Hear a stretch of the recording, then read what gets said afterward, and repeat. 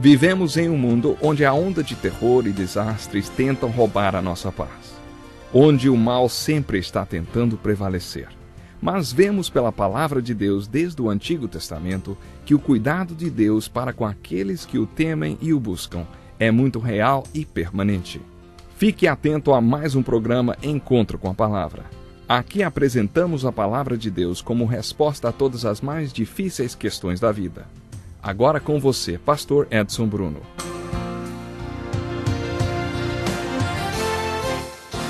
Seja muito bem-vindo ao Encontro com a Palavra.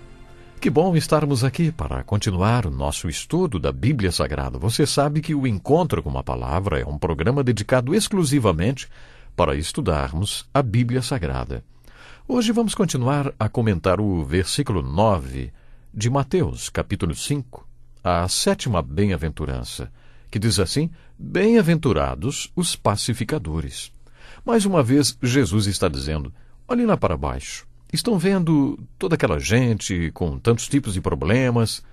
Outra razão para eles terem tantos problemas é porque não estão reconciliados com Deus. Eles estão alienados de Deus. Existe um divórcio entre eles e Deus. Eles jamais ouviram as boas novas que Deus já anulou o divórcio e basta que eles creiam. É claro que eles precisam ouvir a mensagem de reconciliação. Esta foi a mensagem anunciada antes que Jesus morresse na cruz. Estamos do lado de cá da cruz, portanto as boas novas são que Deus reconciliou consigo o mundo, incluindo você. Você já creu nas boas novas e já está em paz com Deus? Você já está reconciliado com Ele? Bem-aventurados os pacificadores. Isso significa bem-aventurados os ministros da reconciliação. Espero que você já tenha compreendido que o Evangelho de Jesus Cristo é uma boa nova e não uma notícia ruim. Tem gente que anuncia o Evangelho como se fosse uma notícia ruim. Você não sabe que vai queimar no inferno para sempre? Isso não é boa nova, isso é uma notícia ruim. E o Evangelho é boa nova para todos nós. O Evangelho é a mensagem reconciliadora, o milagre de reconciliação, o ministério de reconciliação. É a boa nova de que você não vai para o inferno, porque Jesus Cristo já foi e já voltou de lá no seu lugar. Todos os seus pecados passaram sobre ele e por isso não há mais nenhuma acusação contra você. Você não tem que ir para o inferno porque pode ser reconciliado com Deus agora mesmo. Deus já se reconciliou com você há 2000 anos. Você crê que já foi reconciliado com ele? Estas são as boas novas. Lembro-me de uma história que ouvi sobre um capelão do exército. Capelão é o homem que viaja com o exército e quando os soldados demonstram interesse em aprender sobre coisas espirituais ou quando precisam de encorajamento, conversam com o capelão. Muito bem, durante uma batalha, um dos soldados não cristão foi ferido. Aquela era uma batalha muito difícil e tinha muita gente morrendo por todos os lados. Ainda sob fogo cruzado e ferido, ele disse que viu o capelão se arrastando de um soldado ferido para o outro. Estavam todos sob fogo cruzado, mas o capelão ia de soldado em soldado e dizia alguma coisa no ouvido de cada um. Esse soldado conta que se viu esperando que aquele capitão chegasse até ele, porque queria ouvir o que ele estava dizendo a todos aqueles homens. O capelão foi ferido com uma bala, mas mesmo assim continuou a se arrastar de soldado em soldado, falando alguma coisa. Quando faltava ainda uns 30 soldados para o capelão chegar até esse nosso soldado ferido, que não era cristão, o capitão foi atingido por uma outra bala e aí não se mexeu mais. Jamais descobri o que aquele capelão estava dizendo para aqueles homens, lamentou o soldado. Esse soldado me contou essa história e me perguntou: você sabe o que aquele capelão estava dizendo para aqueles homens durante a batalha? Puxa, esta é uma ótima oportunidade para um ministro da reconciliação. Sabe, eu pude compartilhar com aqueles soldados os versículos de 2 Coríntios capítulo 5 sobre o milagre da reconciliação e a mensagem da reconciliação e o ministério da reconciliação.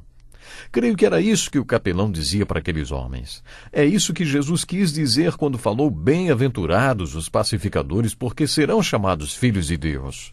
Os verdadeiros filhos de Deus são ministros da reconciliação.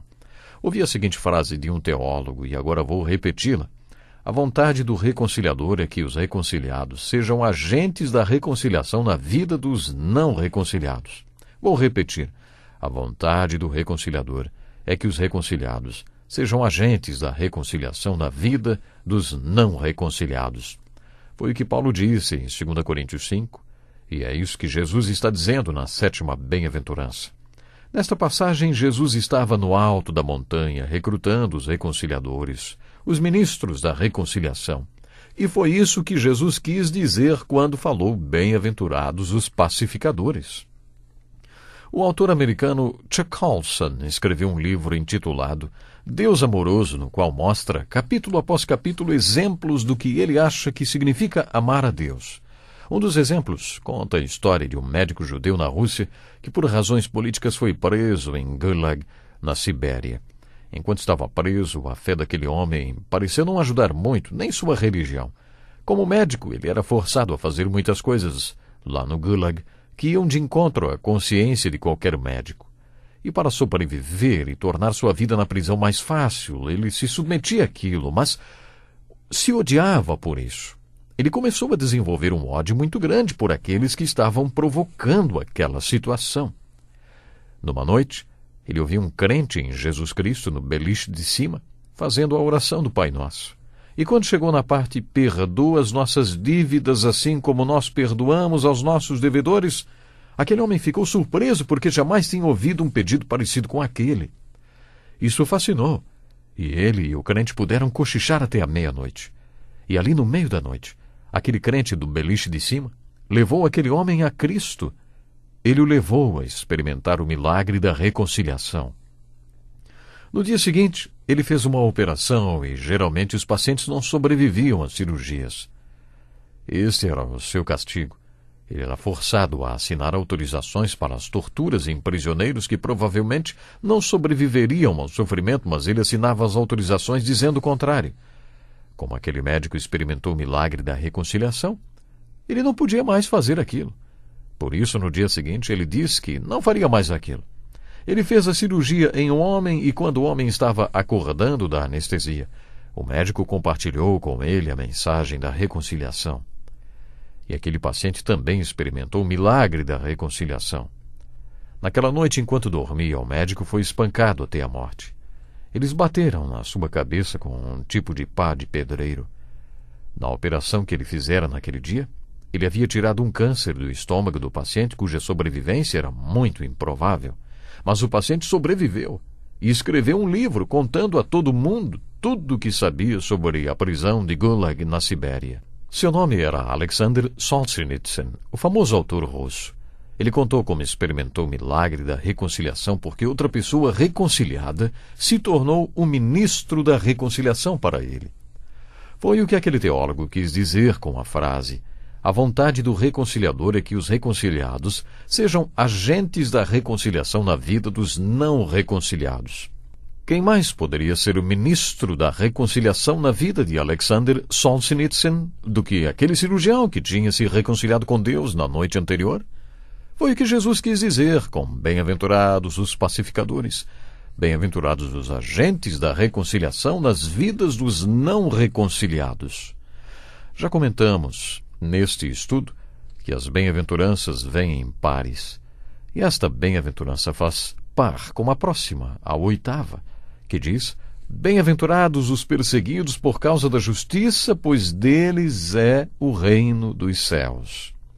Bem-aventurados os pacificadores e bem-aventurados os perseguidos por causa da justiça. Estas duas bem-aventuranças se casam.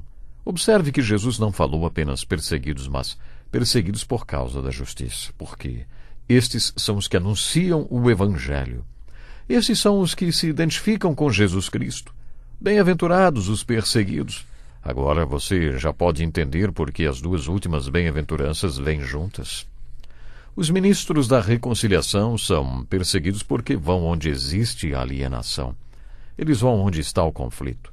Eles vão onde os não reconciliados estão, as pessoas que lutam umas contra as outras. Pense em quantas regiões do mundo, como Oriente Médio, Irlanda e outros lugares, ocorrem sérios conflitos. Os ministros da reconciliação vão até lá, correm perigo e são perseguidos. E é por isso que estas duas bem-aventuranças vêm juntas. Bem-aventurados os pacificadores, pois serão chamados filhos de Deus. Bem-aventurados os perseguidos por causa da justiça, pois deles é o reino dos céus. Nós já estamos quase encerrando o programa de hoje, mas vamos entrar já na nossa próxima bem-aventurança. Primeiro vamos repassar alguma coisa, vamos. Bem-aventurados os pobres em espírito, bem-aventurados os que choram. Bem-aventurados os humildes, bem-aventurados os que têm fome e sede de justiça. Bem-aventurados os misericordiosos, bem-aventurados os puros de coração, bem-aventurados os pacificadores, bem-aventurados os perseguidos. Estas são as 8 bem-aventuranças que Jesus ensinou no alto da montanha, iniciando aquele ensino tão precioso de Mateus, capítulo 5, 6 e 7, conhecido como o Sermão do Monte. Como comentamos, na verdade, esse não é um sermão, mas um ensino, conforme lemos no primeiro versículo do capítulo 5, e ele começou a ensiná-los. Este é um ensino. No final do capítulo 7, as pessoas estavam espantadas, pois Jesus ensinava com autoridade. O ensino de Jesus tinha um propósito: recrutar aqueles que seriam a solução e a resposta para os problemas do mundo. As multidões que se juntaram junto ao mar da Galileia tinham todo tipo de problema inimaginável, e Jesus se retirou dali e convidou alguns da multidão, que talvez estivessem ministrando para as pessoas ali, para irem com ele ao topo da montanha. Este foi o contexto no qual este ensino foi dado. Este foi o cenário do sermão que chamamos de Sermão do Monte. Acho interessante que a primeira coisa que Jesus fez para recrutar as soluções e respostas aos problemas das multidões foi falar sobre as bem-aventuranças, ensinar as 8 atitudes que fazem dos seus discípulos sal da terra e luz do mundo. Ainda hoje, estas 8 atitudes fazem dos cristãos o sal da terra e a luz do mundo, se o Espírito Santo, pela graça de Deus, puder produzi-las em sua vida. Por isso mesmo eu quero lhe convidar. Esteja comigo no próximo encontro com a palavra. Vamos juntos ao alto da montanha. Vamos continuar estudando as 8 bem-aventuranças. Vamos continuar estudando o Sermão da Montanha, a qual tem preciosidades para a nossa vida cristã. Meu irmão, minha irmã, você mesmo que está me ouvindo agora, não esqueça, você é um chamado para ser uma bênção para as pessoas que estão à sua volta. Você é convidado a ser um reconciliador, um agente especial de reconciliação. Você precisa levar a mensagem de reconciliação às pessoas que estão aí bem à sua volta. Deus lhe abençoe e até o próximo programa. Que lição importantíssima! Obrigado, Pastor Edson Bruno. Prezado ouvinte, coloque em prática o que você ouviu aqui. Sem dúvida, sua vida será grandemente abençoada. Este é um estudo escrito pelo Dr. Dick Woodward, na voz do Pastor Edson Bruno. Escreva-nos e solicite o material. Nosso endereço é Encontro com a Palavra, Caixa Postal 2011, CEP